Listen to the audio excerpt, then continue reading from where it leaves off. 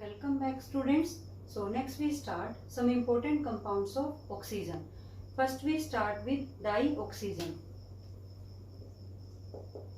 Dioxygen. Dioxygen O2.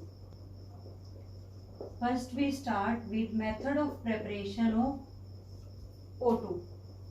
तो first method है by decomposition of, first method लिखिए by decomposition of oxygen rich compound, by decomposition of oxygen rich compounds. For example decomposition of potassium chlorate give 2 molecules of KCl and O2 gas. Decomposition of potassium nitrate forms O2. तो next method है by decomposition of metal oxides, by decomposition of metal oxides.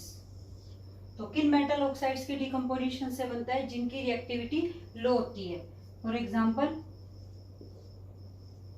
Mercury का oxide अगर हम लें और decomposition कराएं तो इनकी डीकम्पोजिशन से भी डाइऑक्सीजन प्रिपेयर्ड होती है by decomposition of silver oxide. तो by decomposition of metal oxides. Next by decomposition of hydrogen peroxide. Decomposition of hydrogen peroxide gives O2. On large scale O2 is prepared by electrolysis of water. By electrolysis of water. Here H2 gas liberated at cathode and O2 gas liberated at anode. So from all these methods we prepare dioxygen gas. Next we discuss physical properties of O2. Physical properties of O2.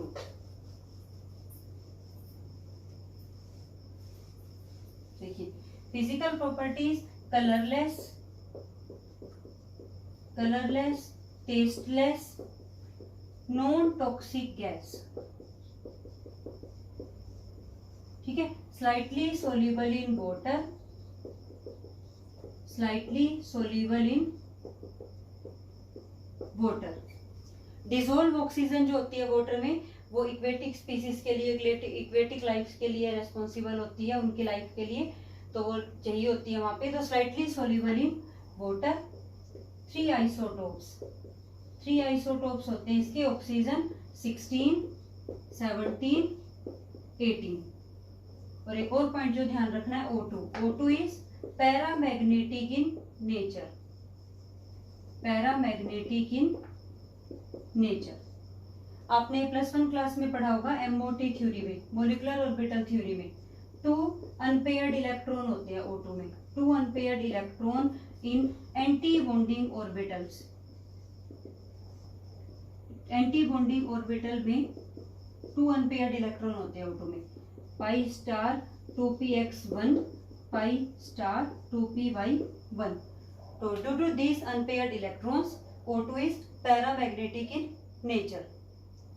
Next we discuss chemical properties. Chemical properties of O2. Chemical properties. तो first देखिए neutral in nature. Neutral in nature. Next देखिए O2 molecule is a stable molecule because of p-pi bond. This double bond required high bond dissociation energy. High bond dissociation energy. So O2 molecule is less reactive. जितनी भी इसकी reaction होगी वो high temperature पे होगी. इसमें most of the reactions जो O2 के साथ होती हैं वो कैसी होती हैं? Exothermic reaction. एक्सोथर्मिक रिएक्शन जिनमें डेल्टा H नेगेटिव होता है, हीट रिलीज होती है. तो इतनी ज्यादा अमाउंट ऑफ हीट रिलीज होती है कि वही सफिशिएंट होती है केमिकल रिएक्शन कराने में। तो कोई भी जो रिएक्शन होगी O2 के साथ, वो जो रिएक्शन होगी वो उसमें जो हीट प्रोड्यूस होती है वही रिएक्शन के लिए रेस्पॉन्सिबल होती है to carry out these chemical reactions. तो फर्स्ट हम पढ़ते हैं reaction with metals, then reaction with non metals. First when we discuss reaction with metals, तो when O2 react with lithium, metal react with oxygen, they form metal oxide. Sodium react with oxygen, form sodium oxide. Aluminium react with oxygen, form aluminium oxide. Similarly non metal, इसको balance कर लीजिए। देखिए अब हम non metals की बात करें, non metals react with O2 and form oxides, acidic oxides. P4 react with O2 and form an acidic oxides. ठीक है, तो it react with metal as well as non metals. N2 react with O2 and form NO. और next reaction अब हम पढ़ें, it can be used for oxidation, oxidation of metal sulfides. ये आपने reaction पढ़ी है रोस्टिंग, रोस्टिंग में can be used for oxidation of metal sulphides. Zinc sulphide react with excess of oxygen and form zinc oxide plus SO2 gas, तो वहां पे भी ये यूज होती है। ठीक है, next reaction SO2 react with O2 form SO3. Some reactions occurs in presence of catalyst. तो कैटलिस्ट रिएक्शन है ये। Oxidation of hydrocarbons, methane on oxidation produced CO2 and water. और आपको पता है ये रिएक्शन कैसी है, हाईली एक्सोथर्मिक रिएक्शन है।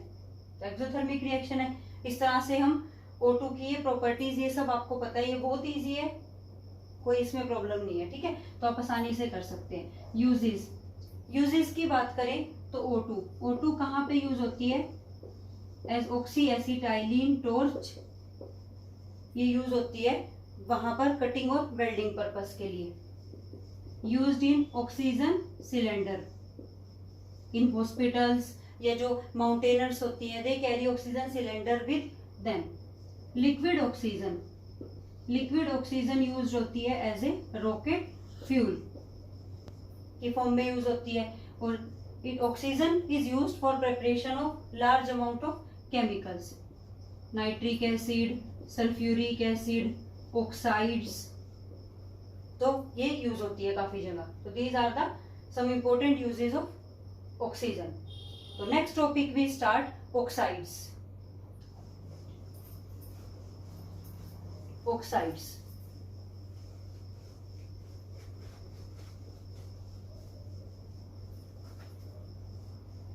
Oxides. When any element react with oxygen and form oxides. Journal जो होते हैं, कोई भी एलिमेंट जो होता है ऑक्सीजन के साथ रिएक्ट करके क्या बनाएगा, ऑक्साइड्स। तो बेसिकली जो ऑक्साइड्स होते हैं ये 5 कैटेगरीज में हम डिवाइड करते हैं। ठीक है, देखो मेटल, अगर हम बात करें metal, when metal react with oxygen they form metal oxides. Metal के ऑक्साइड्स बेसिक भी हो सकते हैं, बेसिक ऑक्साइड्स भी हो सकते हैं। ठीक है, फर्स्ट कैटेगरी की बात करें, मेटल के ऑक्साइड्स एम्फोटेरिक भी हो सकते हैं, एम्फोटेरिक ऑक्साइड्स। और मेटल के ऑक्साइड मिक्स्ड ऑक्साइड्स भी हो सकते हैं, mixed oxide. Similarly, non-metal react with O2 form non-metal oxides. जो non-metal के oxides का नेचर होगा वो एसिडिक हो सकता है, तो ये एसिडिक ऑक्साइड्स बनाती है नॉन मेटल। और न्यूट्रल ऑक्साइड्स भी बनाती है। तो इन सब की आपको जर्नल पता ही है प्रॉपर्टी। मेटल क्या बनाती है? Basic oxides. When any metal oxides react with water and form a base, तो those oxides are basic oxides. For example lithium oxide, sodium oxide, magnesium oxide, calcium oxides. These are the basic oxides. Amphoteric oxides, those which react with both acid as well as base. Zinc oxide, iron oxide, lead oxide, tin oxides. तो इन सभी metal के oxides कैसे होते हैं? Aluminium oxides. These are the amphoteric oxides. Mixed oxides होते हैं जिसमें metal exist करती है more than one oxidation state. जैसे for example Fe3O4. Fe3O4 made up of two oxides, Fe2O3 and FeO. तो इन दिस आयरन, जो ये iron है Fe3O4 में टू ऑक्सीडेशन स्टेट वाली है, Fe2+ में भी हो सकती है और Fe3+ में भी हो सकती है. Similarly Mn3O4, Pb3O4, these are the mixed oxides made up of two oxides, two simple oxides. Non-metals react with oxygen form non-metal oxides. Acidic oxides, generally acidic oxides होते हैं जैसे nitrogen dioxide, SO2, SO3. These are the acidic oxides. ये सभी oxides when they react with water form an acid. That's why they are known as acidic oxides. Neutral, they are neither acidic nor basic. Neutral oxides के example आते हैं N2O, NO, CO. These non-metals oxides are neutral in nature. Nitrous oxide, nitric oxide, carbon monoxide, neutral oxides. ठीक है, तो this is all about oxides. तो journal आपको करना है. नेक्स्ट हम करते हैं next compound of oxygen, that is ozone. Ozone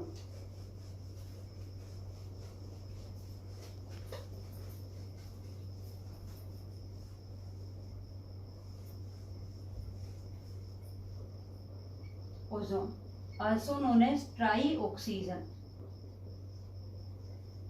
O3.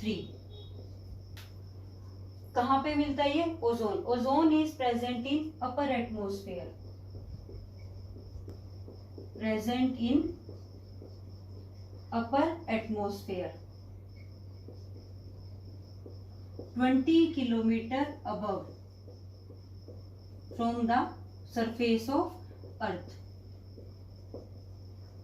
from the surface of earth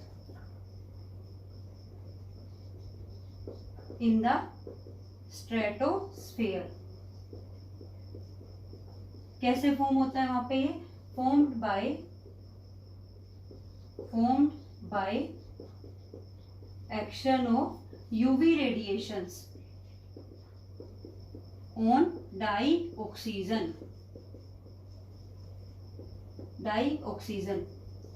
In the presence, when UV radiation falls on the dioxygen, then O2 change into ozone. O2 molecules change into ozone. तो in the upper atmosphere, stratosphere में ये कैसे form होता है? by the action of UV radiations on dioxygen. Ozone absorb UV radiations and protect the earth from these harmful radiations. तो ये जो prepare होता है, नेक्स्ट अब अगर हम पढ़े मेथड ऑफ प्रिपरेशन, कैसे प्रिपेयर होता है?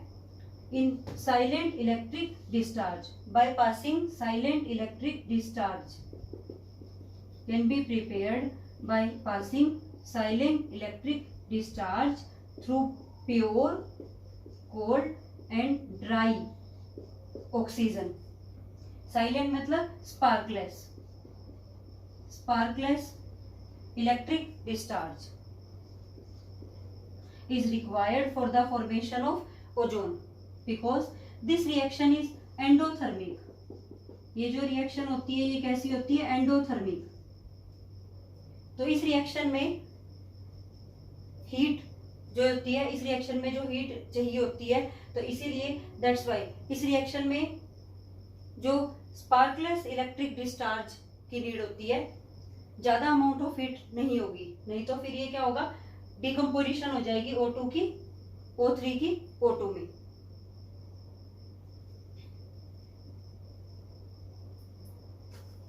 नेक्स्ट अभी इसमें हम पढ़े अगर properties of ozone. Pale blue gas, ozone जो होती है वो क्या होती है, pale blue gas. Dark blue liquid, अगर लिक्विड होगी तो डार्क ब्लू होगी। और वोयलेट ब्लैक सॉलिड ओजोन। ओजोन जो होता है वो डायमैग्नेटिक होता है, ध्यान रखना है आपको। O2 पैरामैग्नेटिक होता है, बट ओजोन जो होता है वो डायमैग्नेटिक होता है। Absorb UV radiations, UV radiations. Thermodynamically stable, thermodynamically stable, ठीक है। थर्मोडायनामिकली स्टेबल होती है ये, थर्मोडायनामिकली अनस्टेबल। तो ओजोन क्या होती है, थर्मोडायनामिकली अनस्टेबल। तो नेक्स्ट अगर हम डिस्कस करें chemical properties. First property that is ozone is neutral in nature, neutral towards litmus. Next is thermodynamically unstable,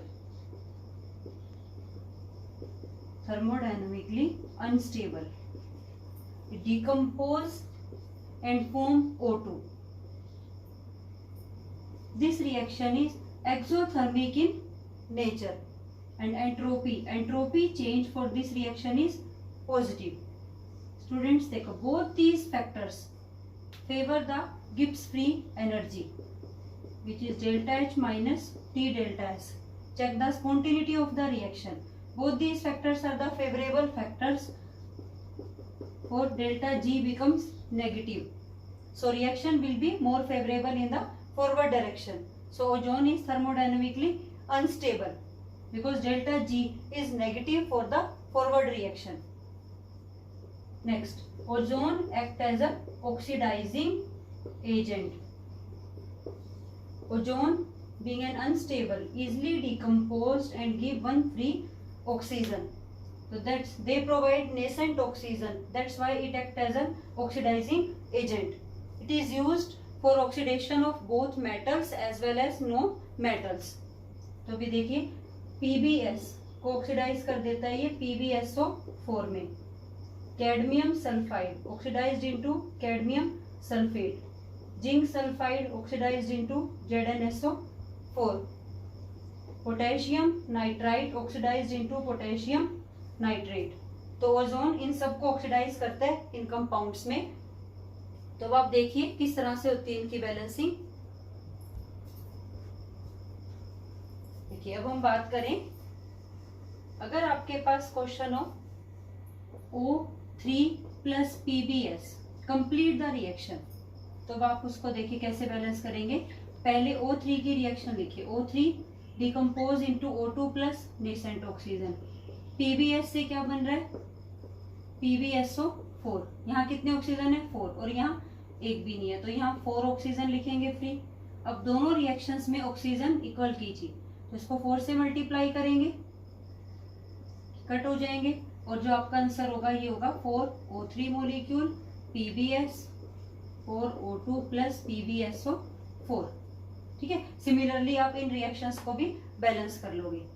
next अब अगर हम बात करें ऑक्सीडेशन ऑफ नॉन मेटल्स, तो ये भी आपको ध्यान रखना है किन किन नॉन मेटल्स को ऑक्सीडाइज करता है ये I2 into HiO3, P4 into H3PO4, S8 oxidised into H2SO4। तो इस तरह से ये आपको मैंने नाइट्रिक एसिड के साथ इनकी बैलेंसिंग बताई थी कैसे बैलेंस करना है। तो उसी तरह से आपको पहले ओजोन की रिएक्शन लिखनी है, फिर सेकेंड रिएक्शन लिखनी है इसकी और उनको ऐड करना है। तो ये आप खुद से ट्राई करेंगे। नेक्स्ट इसमें अब एक रिएक्शन देखिए ओजोन के साथ Ki की, to Ki oxidized into KOH and liberate I2. Ki will be oxidized into I2. तो यहाँ पे ये ऑक्सीजन कट के ये रिएक्शन होती है, ये देखिए O3 plus Ki plus 2H2O gives O2 plus 2KOH plus I2. तो ये देखिए this reaction is used for quantitative estimation of ozone. ये बहुत इंपॉर्टेंट रिएक्शन है. देखो व्हेन ओजोन, ये क्वेश्चन भी आ जाता है, what happens when ozone react with excess of Ki. When ozone react with excess of Ki then it liberates I2. When this I2, ठीक है, when this I2 is titrated against sodium bisulphate then it is used for quantitative estimation of ozone. This reaction is used for quantitative estimation of ozone. से ozone की amount पता कर सकते हैं. जो इस रिएक्शन में आयोडीन लिबरेट होगी उसको टाइट्रेट करेंगे अगेंस्ट सोडियम बाइसल्फेट, तो उससे हम क्वांटिटी पता लगा सकते हैं. क्वांटिटेटिव एस्टिमेशन में यूज होती है रिएक्शन ओजोन की. तो ये क्वेश्चन भी आपका एनसीईआरटी में कि how ozone is estimated quantitatively. तो आप इसका आंसर यही देंगे कि when ozone is passed through excess of Ki solution then first I2 is liberated. When this I2 is titrated against sodium bisulphate then it can be used for quantitative estimation of ozone. तो इस तरह से आप करेंगे. तो ये काफी important question है. और एक और बात आपको ध्यान रखनी है, as it liberate free oxygen nascent oxygen, तो ozone act as a bleaching agent. They also act as a bleaching agent. Ozone oxidising agent भी है, ब्लीचिंग एजेंट भी है. ठीक है. और इसकी शेप की बात करें तो शेप होगी इसकी किस तरह से होगी, पेन शेप होगी. वन कोऑर्डिनेट बॉन्ड होगा, resonance stabilised geometry with one coordinate bond. तो इस तरह से इसकी शेप होगी. यूजेस, कहाँ पे यूजेस होता है ओजोन का. नेक्स्ट हम बात करें अगर यूजेस की, यूजेस ऑफ ओजोन, तो यूज होता है एज अ डिसइंफेक्टेंट यूज होता है. स्टरलाइजिंग वाटर, जर्मीसाइड, ऐसे इस तरह से यूज होती है ओजोन. और नेक्स्ट, और ओजोन कहां पर यूज होती है बेटा, ये यूज होती है as an oxidising agent, as a bleaching agent, used as an oxidizing agent, used as a bleaching agent for delicate fabrics, starch, flour, etc. ये यूज होती है. absorb UV radiations and protect the earth from harmful radiation.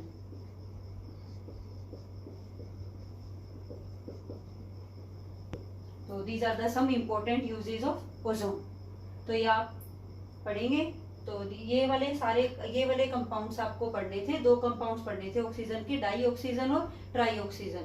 These are the 2 main allotropes of oxygen. तो यहाँ पे जो सारी complete detail है oxygen के लिए ये कंप्लीट होती है. नेक्स्ट क्लास में हम पढ़ेंगे सल्फर के हम पढ़ेंगे उसमें सल्फर के एलोट्रोप्स और सल्फर के ऑक्साइड्स और सल्फर का एक इम्पोर्टेंट कंपाउंड सल्फ्यूरिक एसिड.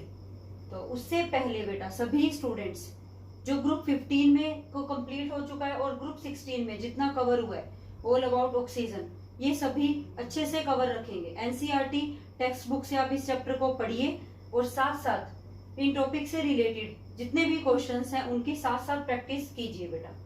ठीक है. तो अच्छे से इसको रिवाइज कीजिए. Thank you.